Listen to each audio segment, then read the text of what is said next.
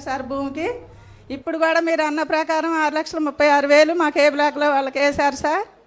అన్నీ మాకు సంక్రాంతిగా ముందుగా మంచిగా వేశారు కాబట్టి మాకు అంతా సంతోషంగా ఉండి మీకు సంతోషాలు తెలుపుకోవాలని వచ్చినాం సార్. మేము మీకు ధన్యవాదాలు. ఓకే. అలా ఇంకొక ప్రాజెక్టు పునర్వాస నివసాలు ఇంకొకరు లబ్ధిదారులు ఒకసారి సార్ తోటి. నమస్కారం సార్, నా పేరు మంత్రి గోపాలకృష్ణ సార్.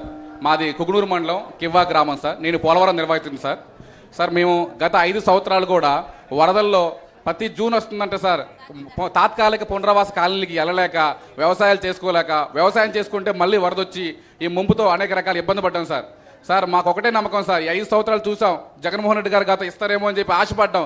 ఎందుకంటే సార్ మేము నిర్వహిస్తున్నాం కదా, నమ్మేశాం సార్. కానీ ఒకటే గుర్తు సార్, మాకు గతంలో ఎకరానికి 1,15,000 2017 ముందు ఇచ్చారు సార్. మీరు ప్రభుత్వంలో వచ్చిన తర్వాత 2017లో 1,15,000 10 రెట్లు పెంచి 10 లక్షల పరిహారం చేశారు సార్. అదొక్కటే మాకు నమ్మకం సార్. బాబు గారు వస్తారు, మాకు 6.5 ప్యాకేజ్ ఇస్తారు, అప్పుడే మా కష్టాలు తీరుతాయి అనుకున్నాం సార్. మేము ఊహించలేదు సార్. మీ ఊహించకుండానే వ్యక్తిగత ప్యాకేజీ 6,36,000 పడ్డాయి సార్. అదేవిధంగా మా కాలనీలు కూడా కేటాయించారు సార్. ఇంతే కాదు సార్, అనేక రకాలుగా మేము వరదల్లో ఇబ్బంది పడుతుంటే మా ఎమ్మెల్యే చిర్రి బాలరాజు గారు కేవలం సింగిల్ టీషర్ట్ వేసుకొని వారం రోజులు నిద్రాహారాలు మానేసి మాకు దగ్గరుండి అనేక రకాల కూరగాయలు కానీ నిత్యావసరాలు కానీ పంపిణీ చేశారు సార్. అది సార్ ఇదే విధంగా మా ప్రభుత్వం వచ్చిన తర్వాత మాకు నమ్మకం ఏర్పడింది సార్. మేము తెలంగాణ నుండి విలీనమయ్యాం సార్. ఎందుకు విలీనమయ్యాం అనుకున్నాం సార్, మీరు ఉన్నారు కాబట్టి ఒక ధైర్యంతో ఈరోజు మీ ముందుకు వచ్చి మాట్లాడి ధన్యవాదాలు చెప్పుకోవడానికి సంతోషిస్తున్నాను సార్. సార్ ఈ చిన్న సమస్యలు మా మండలంలో మిగిలిపోయినాయి ఏంటంటే సార్, కొన్ని మిగిలి భూములు ఉన్నాయి సార్. అంటే గత ప్రభుత్వాల వల్ల కాంటూర్ లెవెల్ పెట్టి 41, 45 కాంటూర్లు పెట్టి కొన్ని మునిగిపోయే గ్రామాలు కూడా అలానే మిగిలిపోతున్నాయి సార్. ఆ మిగిలిపోవడం వల్ల వాళ్ళు ముంపులో వస్తున్నారు సార్. మళ్ళీ జూన్ వస్తే ఆ లెక్కల వల్ల మళ్ళీ ముంపు సార్. అదేవిధంగా సార్ మాకు 2017లో సర్వే చేసినప్పుడు సార్ ఒక్కొక్క వ్యక్తికి 18 సంవత్సరాలు కట్ ఆఫ్ డేట్గా పెడితే ఆ రోజు ఒక నెల తక్కువ పరిహారం ఇవ్వలేదు సార్. కానీ ఈ రోజు ఆ వ్యక్తికి పెళ్ళి 25 సంవత్సరాలు అయింది సార్. ఖాళీ చేస్తున్నాం సార్, కానీ వారికి కూడా ప్యాకేజీ వచ్చేలాగా చూడండి సార్. ఆ మిగిలి భూములు కూడా అలాగే ఉన్నాయి సార్. తర్వాత సార్ మాకు 6 నెలలు వరద ముంపు ఉండటం వల్ల వలస బాధితులు మేము ఇటు జంగారెడ్డిగూడెం అటు వెళ్ళి ఉపాధి కోసం అక్కడ బతుకుతాం సార్. ఎందుకంటే సార్ మాకు ఉపాధి ఉండదు సార్. ఆ ఉపాధి ఉండటం వల్ల నాన్ రెసిడెంట్ అని పేర్లు పెట్టి రిజెక్ట్ జాబితాలో మా పేర్లు పొందుపడతాయి సార్. అవి కూడా మీరు మమ్మల్ని నాన్ రెసిడెంట్ ఉన్న పేర్లన్నీ చేసేలా క్లియర్ చేయండి సార్. మీరు నమ్ముతున్నాం సార్, మీరున్నారని, నిర్వాసితుల వరకు బాధ్యతలు చేస్తారని అన్ని విధాలుగా మేము సంతోషం వ్యక్తం చేస్తున్నాం సార్. ముఖ్యంగా మా పోలవరం 7 మండల నిర్వాహి తరపున మీకు మరొకసారి పాదాభివందనాలు సార్. Thank you sir. అలాగే మన ప్రాజెక్ట్ పునర్వాస నివసం మరొకసారి మనం మాట్లాడిస్తాము. గట్టిగా మాట్లాడు. గౌరవమైన ముఖ్యమంత్రి గారికి నమస్కారాలండి. నా పేరు రమాదేవి, కుకునూరు మండలం కివ్వాక. మాకు కూడా 6 పడ్డాయి. మంచిగా సంతోషంగా ఉన్నాం సారు. రోడ్లు మెయిన్ సీసీ రోడ్లు పోసారు మంచిగా, ఇంటింటికి కూడా పైపులని అన్నీ అనుకూలంగా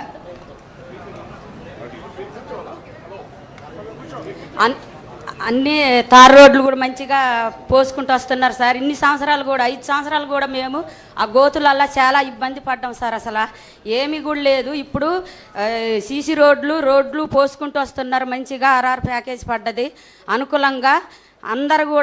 మేమందరం కూడా సంతోషంగా ఉన్నాము.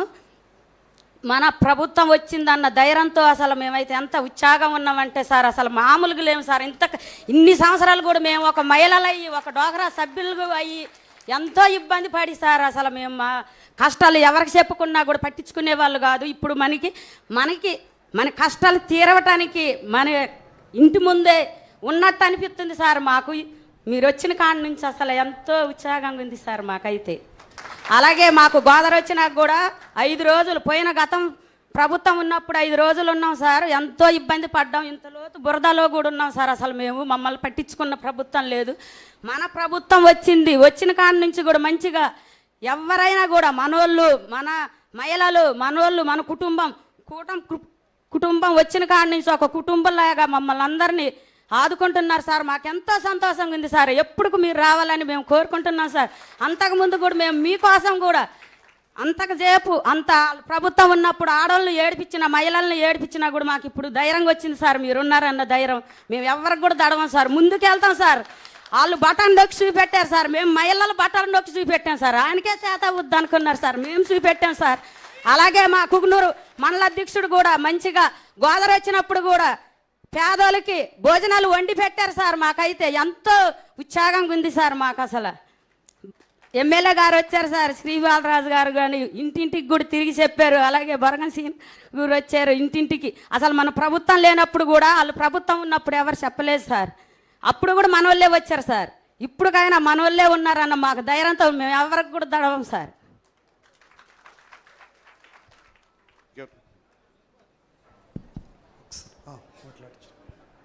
సార్ నమస్కారం సార్.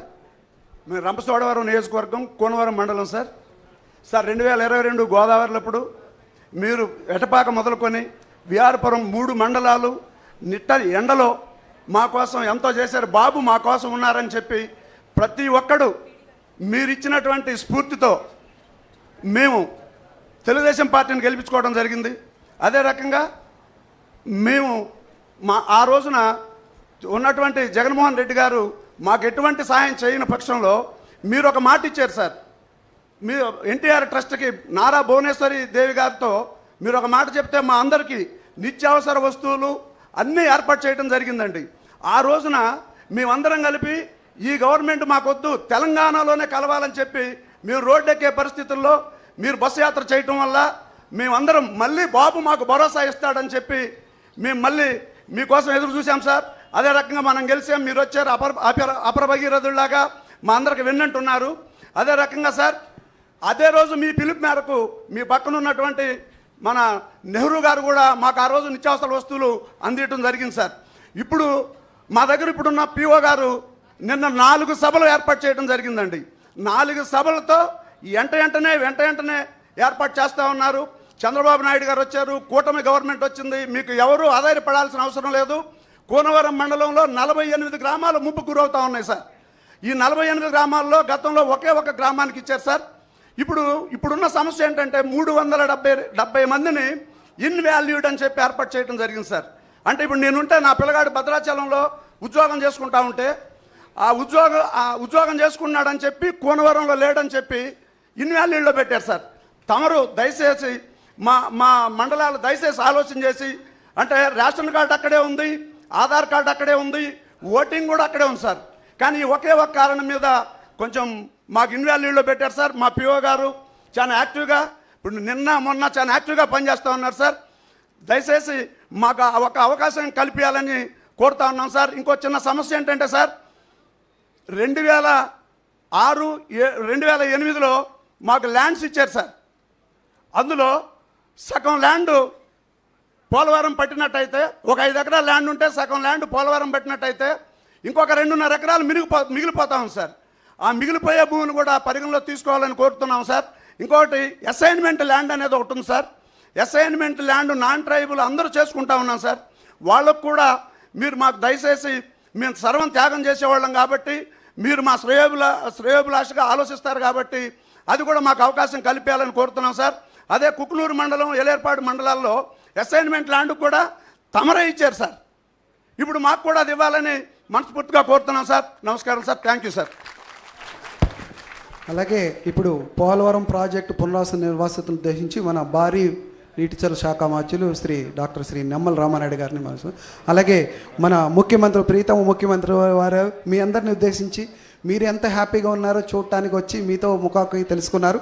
సో మన అపర భగీరథులు ఈ పోలవరం ప్రాజెక్టు కంప్లీట్ చేయడానికి వచ్చిన మన ప్రీతమ ముఖ్యమంత్రి గారు మీ అందరితో ప్రసంగిస్తారు.